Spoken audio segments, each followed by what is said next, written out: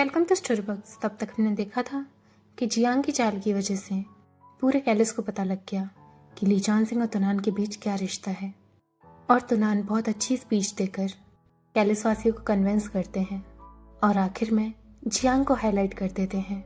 जब राजा बनने की बात आती है तो आगे की कहानी शुरू करते हैं। जियांग के ऐसे हाईलाइट होने के बाद वहाँ मौजूद सब लोग तरह तरह की बातें करने लगते हैं, जैसे कि क्या डोलन का बेटा अब भी जिंदा है? अब काफी समय हो गया है तो मुझे तो लगा था ये मर गया है, लेकिन मगर आज के इवेंट से इसे करना क्या है? वहीं जियांग भी मन में सोच रहा होता है। तुनान अच्छी तरह से जानता होगा कि ये सब मैंने करा है, लेकिन फिर भी इसने मुझे इतनी सारी जनता के आगे हाईलाइट करा। आखिर तुनान करना क्या चाहता है? क्या वो मुझे एक देशद्रोही का बेटा बताकर अपनी तरफ से सारी बातें घुमाना चाहता है? वहीं जियांग के आने की वजह से ली चांसिंग तुनान के आगे आ जाता है, जिसकी वजह से तुनान ली चांसिंग से कहता है, ये सेलिब्रेशन हमने इसीलिए रखा है ताकि स्टेट बी की जो भी समस्या मिटी हैं उन लोगों से हम आप सबको परिचित करा सकें। और तुनान कहता है, ली चांसिंग के कंट्रीब्यूशन के अलावा डुओलन और जियांग, इन बाप बेटे के सहयोग ने भी हमारा काफी साथ दिया है। ये सुनते ही सब लोग हैरान हो जाते हैं और सोचने लगते हैं कि डुओलन तो देशद्रोही था ना, तो वो कैलिस के लिए कंट्रीब्यूशन क्या ही कर सकता है। और तुनान कहता है, 10 साल पहले की बात है। डुओलन ने पहले ही सायान की चाल भांप ली थी। उन्होंने ही स्टेट बी के गवर्नर को हमारा रॉ एजेंट बनाया था, जिससे सायान को हमारे गवर्नर उनके साथ ही लगने लगे। लेकिन उन्होंने ये सब केवल इसीलिए करा था ताकि सायान का प्लान इन्वेस्टिगेट कर सकें। और आज भी स्टेट बी के गवर्नर और जियांग की वजह से ही हम समय पर सायान के जनरल हीन को पकड़ पाए और उनकी कॉन्स्पिरेसी को भी समझ पाए। ये सुनकर जियांग दंग रह जाता है और मन में सोचता है, तुनान को ये बातें बताने की क्या जरूरत है? आखिर ये सब बताकर वो करना क्या चाहता है? इन चीजों को बताकर तुनान की ही दिक्कत आएगी। वहीं बाकी सब हैरान थे जब उन्हें पता लगता है कि डुओलन ही वो आदमी था जिसने 10 साल पहले स्टेट बी के गवर्नर को रॉ एजेंट के रूप में सायन के लिए अरेंज कराया था। और फिर वो लोग कंफ्यूज हो जाते हैं कि अगर डुओलन इतना ही अपने देश से प्यार करता था तो उसने सायन के साथ अपनी ट्रीटी क्यों बनाई। तभी उस कॉन्फ्रेंस में जो डिजी बोर्ड था वो चालू हो जाता है, जहाँ जियांग की माँ होती हैं। वो बोलती हैं, 13 साल पहले सायन ने सीक्रेटली डुओलन को कांटेक्ट करने की कोशिश करी थी।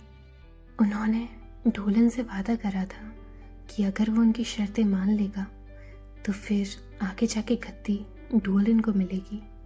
वो अच्छी तरह से जानता था कि ये सिर्फ सायन की चाल है ताकि वो लोग कैलिस पे कब्जा कर सके, मगर फिर भी वो मान गया और मुझे और जियांग को बंदी बनाकर सायन भेज दिया। उस दौरान हमारे एम्परर की मृत्यु हो चुकी थी। क्राउन प्रिंस तब काफ़ी छोटे थे और महारानी को भी पॉलिटिक्स के बारे में ज़्यादा समझ नहीं थी। डुओलन अच्छी तरह से जानता था कि सायन इतनी अच्छी तरीके से ये मौका हाथ से नहीं जाने देगा, और अगर वो सायन की बात नहीं मानता तो सायन फिर किसी और को खोज लेता अपना पपेट बनाने के लिए। इसीलिए डुओलन बस कुछ समय चाहता था ताकि क्राउन प्रिंस थोड़े बड़े और समझदार हो जाए। जब तक वो समय नहीं आता जहाँ क्राउन प्रिंस अपनी जिम्मेदारियां समझ जाए, डुओलन तब तक बस एक देशद्रोही बन के ही रह सकता था।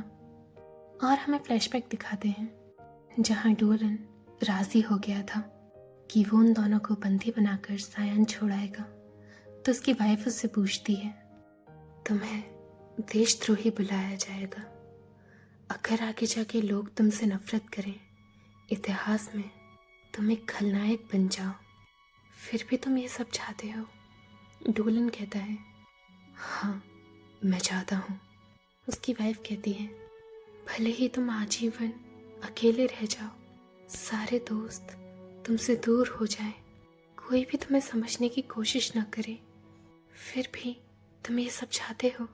डोलन कहता है, मैं चाहता हूँ। और फिर उसकी वाइफ रोने लगती है और कहती है, मेरा क्या? और जियांग, उसका क्या? अभी तो वो बच्चा है। क्या तुम सच में चाहते हो भले ही आगे जाकर हम तुमसे कभी ना मिल पाए? ये सुन डोलन भौंचक्का रह जाता है और उसकी आंखों से आंसू निकलने लगते हैं। यही दर्द था जो उसको ना जाने कब से सता रहा था, मगर वो भी क्या कर सकता था। उसकी भी एक मजबूरी थी और वो कहता है, मुझे किसी चीज़ से कोई पछतावा नहीं, लेकिन तुम दोनों के लिए मुझे पछतावा है। मैं तुमको वो खुशी नहीं दे पाया जो तुम डिजर्व करते थे। मुझे माफ़ कर दो। तुम एक अच्छी ज़िंदगी डिजर्व करते थे। अगर मैंने तुमसे शादी नहीं करी होती तो ये सब।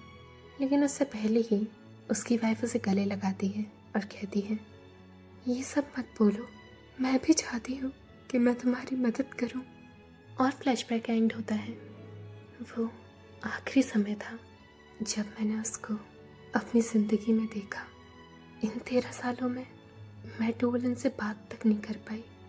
13 साल पहले उसकी इच्छा की खातिर मैंने सब कुछ छोड़ दिया था और अब मैं वापस आ गई हूँ ताकि उसका नाम साफ करने आई हूँ। वो निर्दोष है। वहीं जब ये बात ली चाओशेंग और बॉस मू सुनते हैं तो अपने दोस्त को 13 साल तक इतना सफ़र करते हुए देख उन्हें काफ़ी दुख होता है कि वो उसको कभी समझ नहीं पाए और अपने दोस्त को ही दुश्मन मानते रहे। अब आप खुद बताइए, गलत क्या था? क्या उनका समय गलत था या उनकी किस्मत ही गलत थी? किस्मत का लिखा कोई नहीं बदल सकता कि बिना बताए कब दोस्त को दुश्मन बना दे, कोई नहीं जान सकता। समय रहते सच खुल जाए तो फिर भी इंसान को पश्चाताप करने का मौका मिलता है, लेकिन जब समय ही हाथ से निकल जाए तो वो केवल यादों के तले रह जाते हैं। और इनकी ज़िंदगी जो कभी खुशहाल रहा करती थी, जहाँ इनका ये पैलेस घर की तरह रहता था, अब वो केवल बस एक याद बन चुका है और कुछ नहीं। जब ये बातें कॉन्फ्रेंस में पता लगती हैं, आधे लोग काफ़ी इमोशनल हो जाते हैं और रोने लगते हैं। बाकी सब बातें कर रहे होते हैं कि अगर योर मैजेस्टी ने खुद इसके बारे में खुलासा करा है तो ये सच ही होगा। डोलन ने ऐसा काम करा था जो इनमें से किसी ने कभी सोचा भी नहीं होगा। और उन लोगों को पछतावा होने लगता है कि वो एक समय पे डोलन को ना जाने क्या क्या नहीं सुनाते थे। और उन्हें डोलन के परिवार के लिए बुरा लग रहा होता है कि कैसे अपने देश के लिए उन्होंने अपनी खुशियाँ कुर्बान कर दी। ये सब देख जियांग मन में सोचता है, कुर्बानी, इन सब बातों को हम छुपा सकते थे। कुर्बानी देने की ज़रूरत नहीं होती। मेरे पापा इतने ज़्यादा टैलेंटेड थे कि अगर वो राजगद्दी अपना भी लेते तो भी वो कैलिस को आराम से चला सकते थे। लेकिन उनके मुताबिक उन्हें तुनान को बचाना चाहिए था और केवल इसे बचाने के लिए मेरे पापा ने इतनी ज़्यादा कुर्बानियाँ दी। क्यों? क्योंकि इसके पास बस शाही खून है। क्या शाही खून होने से सब कुछ पास आ जाता है? वहीं तुनान कहता है, डोलन की प्रतिभा और उनका अनुभव हमसे काफ़ी आगे था। अगर वो रॉयल फैमिली को सपोर्ट नहीं करते तो भी उनके पास प्रतिभाएं थीं कि आगे जाकर वो गद्दी अपना लेते और एक अच्छे शासक बनते। और वो जियांग की ओर देखता है, लेकिन हम उम्मीद करते हैं आगे जाके शासक किसी शाही खून की वजह से नहीं, बल्कि उसकी काबिलियत, उसकी नेकी और उसके देश प्रेम के लिए बनेगा। वो शासक कोई भी हो सकता है। वो डोलन हो सकता है, वो जियांग हो सकता है, या फिर कोई भी जो इन चीज़ों को लेने में सम्मान प्राप्त करता हो। ये सुनकर मीडिया वाले दंग रह जाते हैं और कहते हैं, क्या आपका मतलब है डेमोक्रेसी? तुनान कहता है, हाँ। और हमारा चैप्टर एंड होता है। Next chapter. ये सुनते ही मीडिया वालों की सवालों की बरसात चालू हो जाती है। आप एक बार फिर से बताइए, क्या आप शाही प्रणाली को ख़त्म कर रहे हैं? क्या सच में महाराज आप रॉयल फैमिली को ठुकराना चाहते हैं? सच बताइए महाराज, क्या ये आप इसीलिए कर रहे हैं क्योंकि आप ली जॉनसन के साथ रहना चाहते हैं? और एकदम से डेमोक्रेसी लाना आप किस तरह के सिस्टम की प्लान कर रहे हैं? ये सुन ली जॉनसन मन में सोचता है, कुछ दिन से तुनान हद से ज़्यादा बिजी रहने लग गया था और रॉयल फैमिली के साथ इसकी कई सारी सीक्रेट मीटिंग्स होती थी। क्या ये सब इसलिए था? उसके कंधों पर पहले से ही काफ़ी भार था जिसे वो अब तक झेलता आ रहा है। और तुनान माइक में बोलता है, हमने ये सिस्टम बदलने का क्यों सोचा? आज से पहले रॉयल फैमिली ने इस देश की सुख और शांति बनाए रखी है। हम इसका तहे दिल से शुक्रिया अदा करते हैं कि हमारे पूर्वजों ने इतना कुछ कैलिस के लिए करा। मगर हम ये भी बताना चाहते हैं, हमारे पिताजी की एकदम से मृत्यु होने के बाद कैलिस ने 3-4 साल तक काफ़ी बुरी परिस्थितियों का सामना करा है।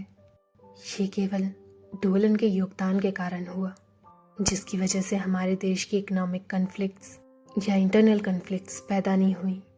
मगर आप सोचिए, अगर डोलन नहीं होता तो क्या हमारा देश सही से बच पाता? लोग बेघर हो जाते, छोटे बच्चों के पास कोई सहारा नहीं होता। इसीलिए एक देश के उतार चढ़ाव एक शाही खानदान से तय नहीं होनी चाहिए। इस देश को गुणी लोगों की ज़रूरत है।